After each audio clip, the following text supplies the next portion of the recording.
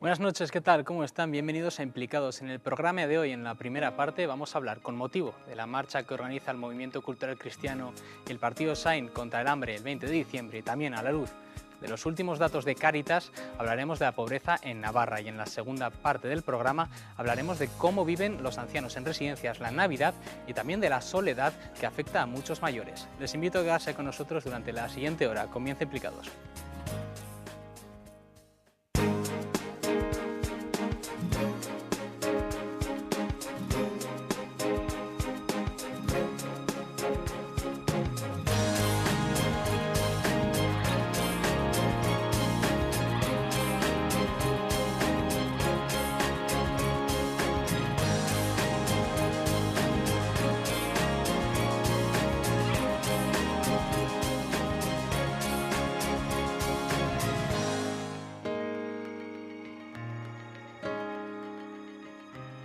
Próximo sábado 20 de diciembre en Pamplona, en la Plaza del Castillo, hay una marcha solidaria contra el hambre, el paro, los crímenes políticos. Con motivo de este evento y también a la luz de los últimos datos de Cáritas, vamos a hablar de la pobreza en Navarra. Para hablar de este tema nos acompaña en nuestra mesa Elena García, ella es miembro del Movimiento Cultural Cristiano. Buenas noches, bienvenida. Hola, buenas noches. También nos acompaña Samuel Valderrey, él es miembro del partido SAIN, Solidaridad y Autogestión Internacionalista. Buenas noches, bienvenido. Buenas noches, ¿qué tal? Y por último, a mi derecha se encuentra Maite Quintana, secretaria general de Cáritas Navarra. Buenas noches, bienvenida. Hola, buenas noches. Maite, vamos a hablar de la pobreza en Navarra. Hace unos días disteis los últimos datos entre los datos, 95.000 navarros están en riesgo de pobreza en Navarra, entre otros datos. ¿Cómo es esta pobreza que tenemos en nuestra comunidad? Tenemos 95.000 personas en situación de riesgo de pobreza. Y de estos 95.000 tenemos 20.000 personas que están en pobreza severa. A esto tenemos que añadir también las situaciones de exclusión. No es lo mismo pobreza, que es un dato sobre todo de desigualdad y un dato económico, más lo que serían los datos de personas que están en situación de exclusión social. Exactamente, ¿qué es la exclusión social? ¿Cuándo una persona se puede considerar que está dentro de exclusión social y cuándo está dentro de riesgo de pobreza? Vamos a ver, el dato de pobreza es un dato económico, que lo que nos va a indicar es la desigualdad. El dato de exclusión, de hecho, nosotros tenemos 35 indicadores de exclusión donde no solamente se tiene en cuenta el dato económico, sino que hay otra serie de datos. Es decir, se suele decir que no solamente el problema es si se tiene o no se tiene, sino también si se está o no se está, o también si se hace o no se hace, es decir, son personas que están en situación también de dependencia, son personas que no cuentan, donde hay un aislamiento social, se tienen en cuenta también los aspectos de conflictividad social, se tienen en cuenta otra serie de aspectos que no solamente es el de renta, el de ingresos, el de empleo, sino que se añaden algunos elementos más. ¿Cuáles son las principales causas que pueden estar detrás de esta pobreza y de esta situación de riesgo de exclusión social? Principales causas, evidentemente en este momento yo creo que uno de los principales problemas evidentemente es el empleo.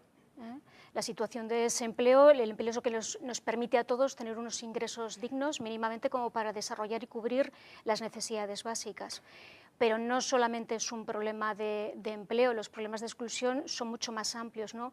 Tenemos también que ir a causas estructurales, es decir, el sistema productivo que tenemos, o tenemos también que ver cómo es el modelo de distribución que tenemos, cuál es el modelo económico que tenemos, cuál es el modelo educativo que tenemos, cuál es el sistema de protección social que hay en estos momentos, si es suficiente, si no es suficiente, como para sostener a las personas en un momento tan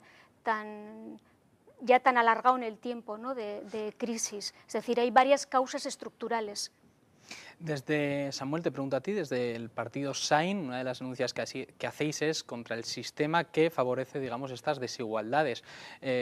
¿Cómo tendría que ser el sistema, digamos, cómo tendría que actuar, no los gobiernos, sino el sistema económico, cómo está configurada la sociedad para prevenir todo esto que estamos comentando? Claro, nosotros nos hacemos eco un poco de todo lo que está comentando el Papa, ¿no? El Papa habla de que esta economía que vivimos mata. Lo dice así de claro, ¿no? Y habla, pues eso, no a la exclusión social, no al hambre, no al paro, ¿no? Es decir, que el sistema que tenemos hoy está generando parados en serie, está generando hambrientos. Es decir, es un sistema que de alguna manera no está sirviendo a la persona, ¿no? Está sirviendo para hacer dinero, para lucrarse, pero no para servir a la persona, la llamada persona, ¿no? Y el otro día el Papa, por ejemplo, decía en la FAO, pues decía, el pobre no quiere limosnas, el pobre lo que quiere es dignidad, ¿no? Necesita dignidad. Y eso es lo que le pedía a la FAO y le pide a los políticos, ¿no? Y nosotros, nuestro programa político va por ahí, la línea, es decir, hoy se puede acabar con el hambre en el mundo, se puede acabar con la pobreza si hay voluntad política. O sea, nuestro partido nace por una razón muy sencilla, porque ninguno de los partidos políticos que había en el arco parlamentario ponía entre sus primeros puntos acabar con estas leyes de injusticia. Entonces nos vimos como en la obligación, ¿no?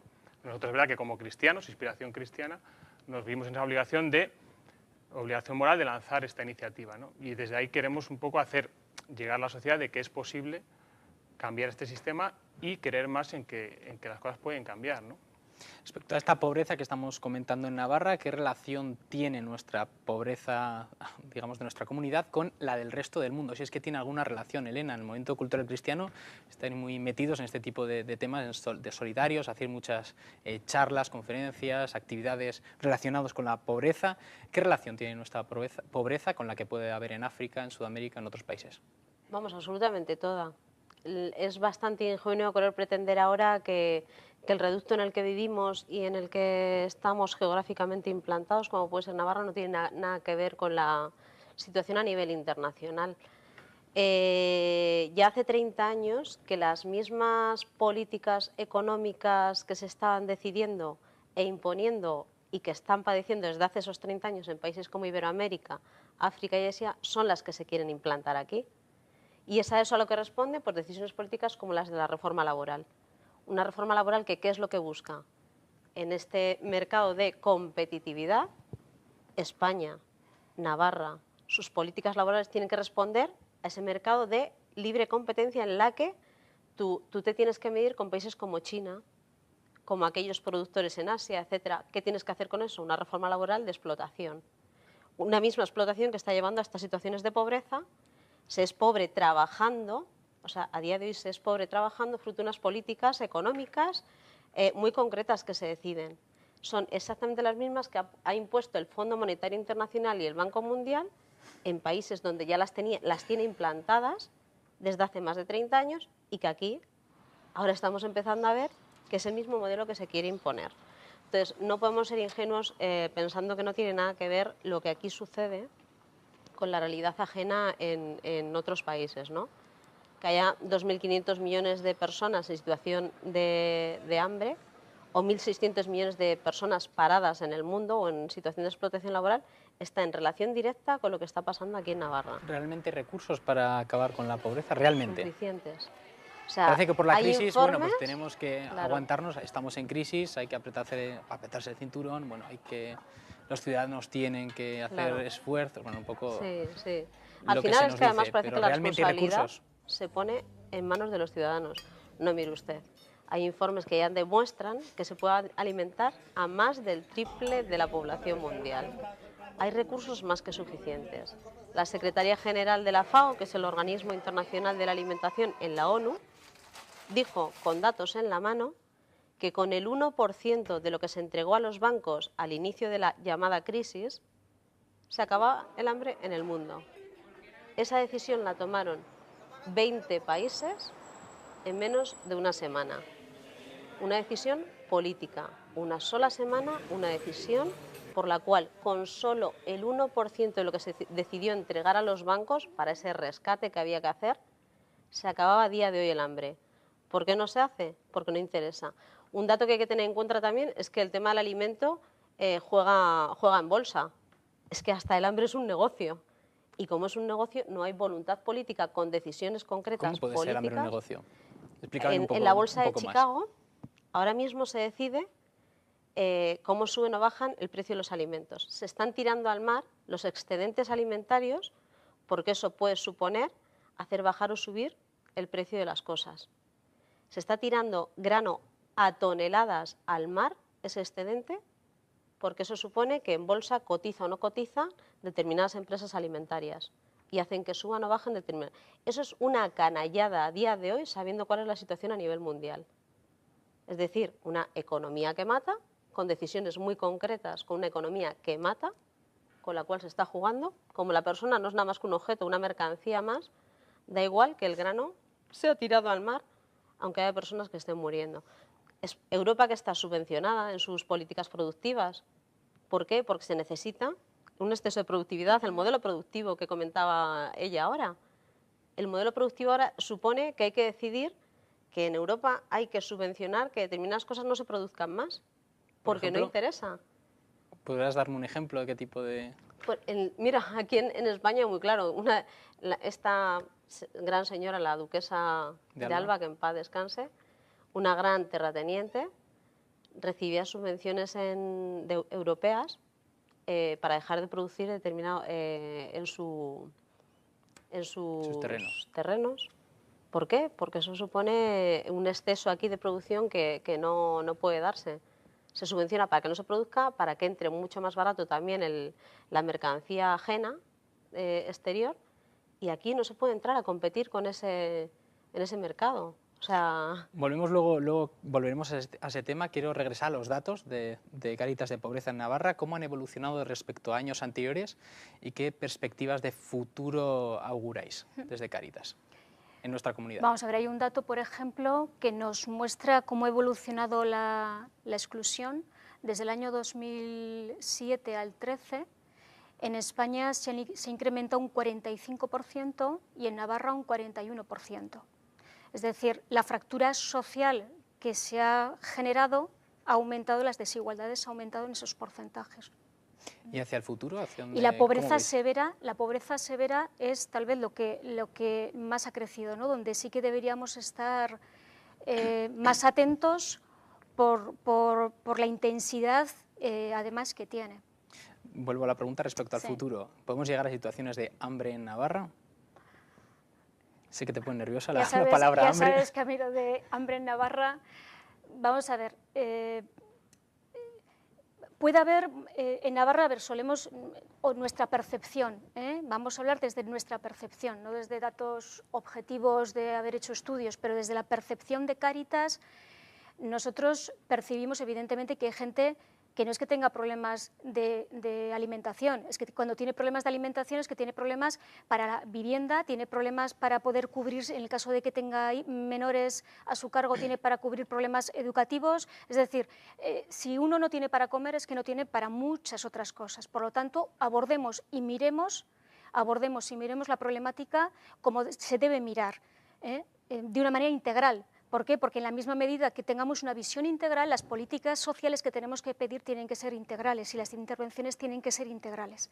Eso por un lado. Aparte de eso, hoy por hoy con el tema de alimentación consideramos que entre unos y otros entendemos que está bastante cubierto. Es decir, el ayuntamiento tiene un comedor, están comedores privados, nuestros, ajenos, muchas Cáritas parroquiales reparten alimentos, está el banco de alimentos, bueno. Es decir, de una u otra manera, otra cosa es si la famosa cesta de alimentos es equilibrada o no es equilibrada, es nutritivamente adecuada o no es nutritivamente adecuada. Eso ya será otro tema, ¿no? Pero digamos que yo creo que hoy en día, incluso dentro de los ámbitos educativos, se está al loro de si un niño tiene problemas de no alimentación o cosas por el estilo. Es decir, creemos que básicamente hay instancias suficientes, ayudas por parte igualmente de la administración pública para alimentación, con lo cual creemos que esa parte está cubierta. El problema hoy no consideramos que sea el de la alimentación. La vivienda es un problema muchísimo mayor y con unos niveles de coste muchísimo mayores y mucho más difícil de resolver. A la luz de estos datos, ¿hacia dónde caminamos? ¿Cómo verías la sociedad navarra dentro de 2 años, por ejemplo? Bueno, bolitas, si algo no cambia, si no sucede un milagro. A ver, de todas maneras, yo creo que en general la percepción de todos es que desde luego en 2 años las cosas no hay varitas mágicas para solucionarlas. Una de las primeras cuestiones que habrá que hacer, evidentemente, es recuperar y reducir esa tasa de desempleo que tenemos. Eso ya de entrada. Mientras no generemos empleo, poco tenemos que hacer. Y desde luego con las situaciones de mayor pobreza y exclusión hay que hacer intervenciones a otro nivel. Ciertamente con empleo es necesario, pero también decimos desde Cáritas que los problemas de exclusión solo con empleo y con dinero no se soluciona. Esto es verdad que hace falta ayudas económicas, pero solo con tema económico no se soluciona. ¿Cuál sería la solución? No, me refiero cuando nosotros planteamos eso, si tienes en cuenta lo que es la problemática de exclusión, donde se dan desestructuraciones personales y familiares fuertes, hace falta hacer intervenciones y apoyos socioeducativos. Hace falta otro tipo de intervención, además de entrar en esas causas estructurales que hemos hablado antes. Podemos dar vivienda para personas en una situación de desventaja, pero si los hacinamos a todos dentro de un mismo bloque y los dejamos a todos además con sus problemas... Se forma un gueto, ¿no? Exacto, tenemos guetos con alta conflictividad, lo único que hacemos es lograr alta conflictividad y en el entorno un mayor rechazo. Les hemos dado vivienda, vale, muy bien. Pero no hemos solucionado el problema. Pero no hemos solucionado el problema. Respecto a la solución de este problema, de la problemática de la pobreza, hemos preguntado en la calle si el problema es social o político. A la vuelta te preguntaré a ti, Samuel, como miembro de un partido político, ¿qué te parece las respuestas que nos han dado? Totalmente social y político. Social porque es una realidad y político porque no se actúa en consecuencia con esa realidad. En el mundo cada día nacen más. No llega la comida. ¿Por qué no llega la comida? Ahora, y pienso que tenían que nacer menos hijos. Creo que sí. Si hacen más, es que no hay para todos, no hay para todos. Las dos, ¿no? O sea, es un problema social, pero que tiene que ver con las decisiones políticas que se toman, ¿no? Y por lo que hacen los partidos en el gobierno, etcétera. Y los que no están en el gobierno también. No, de los políticos, pues no repartir bien la riqueza del país que hay. No, prácticamente no. Cada uno se preocupa de sí mismo y el que viene atrás que arre. Yo pienso que es político. El social ahora se ha demostrado que han dado alimentos, ¿no? O sea que yo pienso que es político más que... ¿no?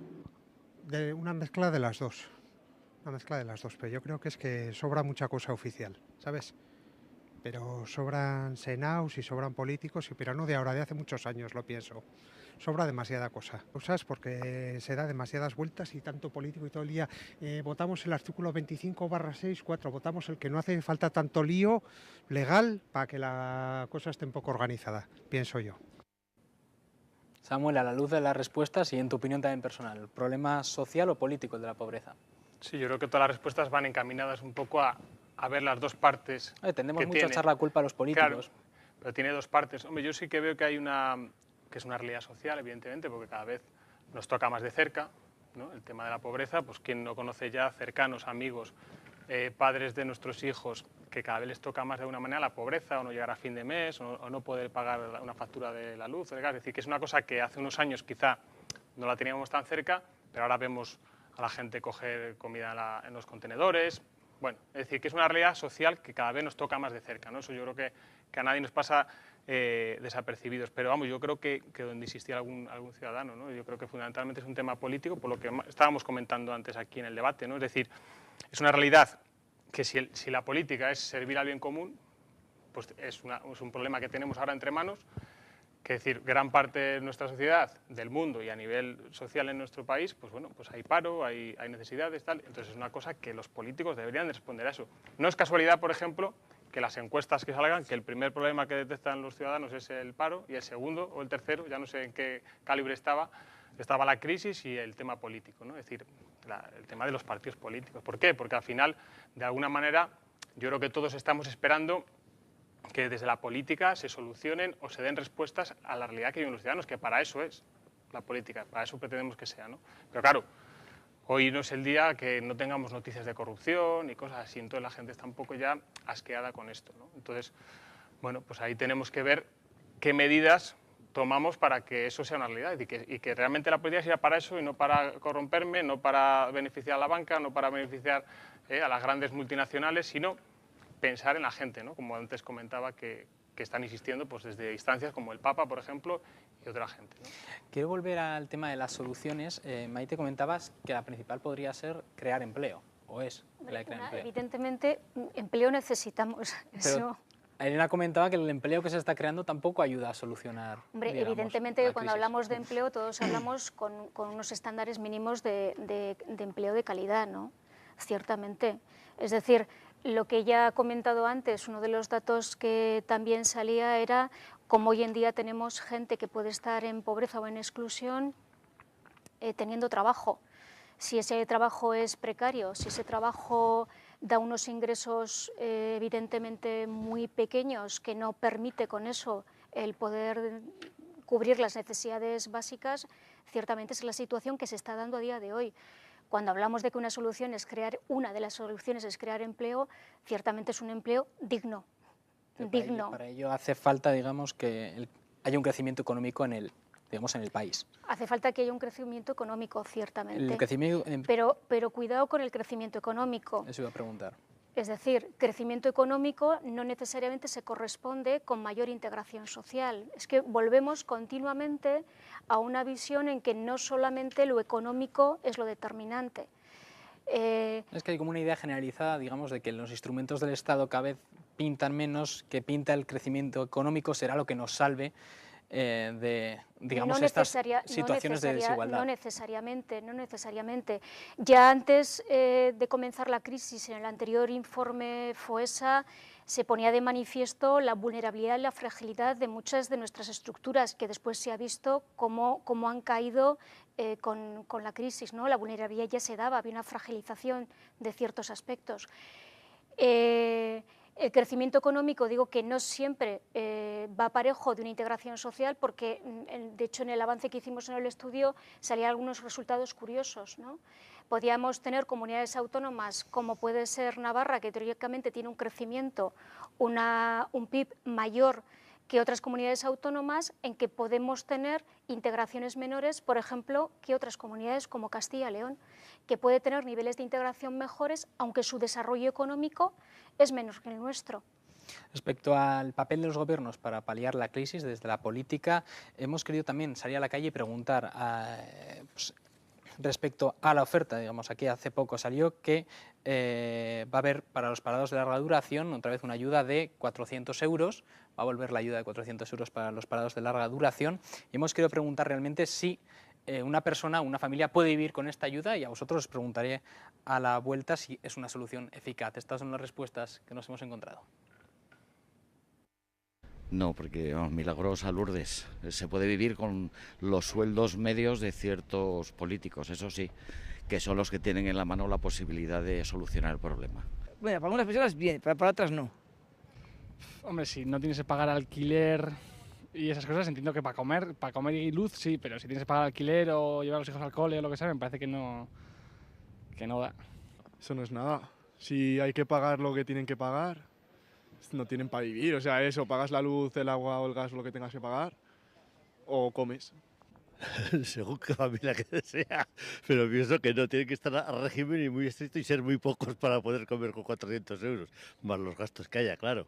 Bueno, con poco más vivo yo, ¿eh? Después de cotizados 46 años, o sea que los autónomos lo tienen jodido. O sea que si yo vivo lo justo. Con 400 euros, ¿cómo va a vivir una familia? Si sales con 50 euros del portal y te da miedo ir al mercado. Eso es imposible, ¿eh? Claro. ¿No te acuerdas hace años tú, porque eres muy joven, lo que salías de casa con 10.000 pesetas y eras el amo de la barraca, y ahora sales con 100 euros y te da miedo entrar a cualquier lado? Pues ya está, todo dicho. Elena, ¿se puede vivir con la ayuda que propone el gobierno? Sí, les invito a que lo hagan. Yo, esas ironías me parece, o sea, no puede haber cosa más indigna que desees para nadie con lo que tú serías incapaz de vivir. O sea, me parece, no hay cosa más indigna. Y lo siento porque además es que me indignan esas cosas. O sea, lo único que una medida persona... populista podría ser. Es una medida populista, efectivamente. O sea, es una manera de aplacar sentimientos, bueno, al menos ánimos, etcétera. Ya tengo algo. No, miren, basta de jugar con la gente. O sea, lo único que a una persona, a una familia, le puede suponer tirar para adelante es un trabajo digno. Es decir, con condiciones dignas. Cuando estos señores políticos que deciden 400 euros para las familias o las personas decidan que van a intervenir en empresas como Telefónica, que son capaces de despedir a 50.000 personas mientras declaran beneficios, entonces empezaremos a creer medidas de este tipo. No hay derechos, hay intervenciones concretas, decisiones políticas, de voluntad política, que son las que de verdad meten mano a ese tema. Puede haber bancos concretos declarando beneficios que a la vez están cerrando sucursales, despidiendo personas. Puede haber empresas como Telefónica, que tiene a miles y miles de subcontratados, es decir, sacando beneficios a costa de subcontratación, y despedir 50.000 empleados. O sea, es indigno que se plantee ni una sola medida de ese tipo, bochornosa, y yo invito a cualquiera de esos políticos que deciden esas cosas a que se decidan a vivir así. Quizás los políticos no puedan decidir ello. Quiero Pueden decir, perfectamente. realmente cuenta para algo, y vuelvo al tema político, que votemos a alguien. Yo es que creo que votemos a quien votemos, quien gobierna este país es el mercado, es ese ente que está por encima de nosotros, igual que votes a nosotros. No, aquí, por ejemplo, digo comentar, porque aquí es que de todas estas cosas que están saliendo, tenemos la revista hasta que colaboramos, Autogestión, colaboramos a difundirla, y aparecen cosas de este tipo, por ejemplo, un artículo, no hay tal recuperación económica, esto que estábamos comentando algo, ¿no? Pues de cómo destruyéndose empleos de jornada completa, aunque se creen a media jornada, pues sigues destruyendo empleos, ¿no? Es decir, que al final a veces medidas políticas, ¿por qué llega esta medida a los 400 euros ahora? Tenemos a la vista el próximo año unas elecciones. Señores, se empiezan a asfaltar las calles, ¿qué pasa? Es decir, que al final nos cogen un poco por ahí y también hay que hacer propaganda política y dar a conocer que estamos haciendo algo, pero no hay esa recuperación. ¿Es necesaria la política? Sí. El problema es que nos están metiendo, de alguna manera, con estas actuaciones políticas, esta corrupción, de que la política ahí se va solamente a chupar. Claro, es que es la imagen que nos están dando, ¿no? Esta imagen de que la política es ir a... El que llega político, hoy en día creo yo que no tiene mucha capacidad de decisión y de decisión sobre esto. Claro, al final tiene que responder ante Europa, ante el dinero, ante Claro, tienes que responder ante la banca también, por ejemplo. Nosotros decimos en muchos casos, hemos dicho que aquí los que dirigen los países. Gobiernan los banqueros, entre ellos el ya fallecido Botín, pero bueno, sigue ahí su banco, ¿no? Pues, es decir, que realmente gobierna. De hecho, hay un artículo también en esta revista muy interesante hablando de un poco del poder de Botín sobre todo los gobiernos aquí en nuestro país, ¿no? Es verdad que tiene un poco las manos atadas, bastante atadas, pero el político tiene en su mano poder proponer leyes, poder proponer actuaciones. O sea, por ejemplo, nosotros hablamos de una propuesta muy clara, que es decir, que el político, cuando llegue a ser político, viva con el salario mínimo interprofesional. Es decir, ustedes, políticos, están manifestando para toda la sociedad que vivan con el salario mínimo interprofesional, que anda por los 600 y vivan ustedes con eso. Es decir, si ustedes están proponiendo para su ciudad, para los ciudadanos con los que usted dice servir, pues viva usted con eso y empecemos a tomar medidas, ¿no? Es decir, ha habido en la historia políticos que han querido estar con el pueblo, que han querido servir al pueblo y han hecho pues, medidas de ese tipo y de otro tipo, ¿no? Es decir, intentando servir más a la gente más que a los intereses de grandes multinacionales y demás. Y para eso, claro, supone enfrentarte. O sea, lo normal es que si tú tomas decisiones de este tipo, pues rápidamente te intenten apartar, de alguna manera secundar. Entonces, bueno, pues eso está ahí. Te boicoteen los poderes, poderes fácticos. Pero no por eso que nos quiten la iniciativa de la sociedad. Es decir, nosotros nacemos de abajo y que la sociedad protagonice y que se implique en la política desde la solidaridad y desde querer cambiar esta realidad, ¿no? Para ir finalizando, cuéntanos también, Elena, Samuel, la marcha del 20 de diciembre contra el hambre. Sí, esta es una iniciativa sobre todo que viene haciendo el movimiento cultural cristiano, que bueno, el SAIN pues, se ha unido a esta iniciativa, que solemos hacer siempre en Navidades. Por estas fechas aparecen carteles de estos por aquí, por Pamplona, y este año ya será la 15ª marcha solidaria contra las causas del hambre, del paro, de la esclavitud infantil, ¿no? Entonces, bueno, sobre todo es una salida a la calle a denunciar pues, estas injusticias, de que es posible cambiar esa sociedad, de que hoy en día se puede acabar con el hambre, se puede acabar con la pobreza, es decir, que hay alimentos. Hace unos años quizá pues era inevitable, ¿no? Las hambrunas, las pobrezas, pero hoy en día se puede acabar, ¿no? Entonces, exigir políticamente que eso se puede acabar y hacer una denuncia moral.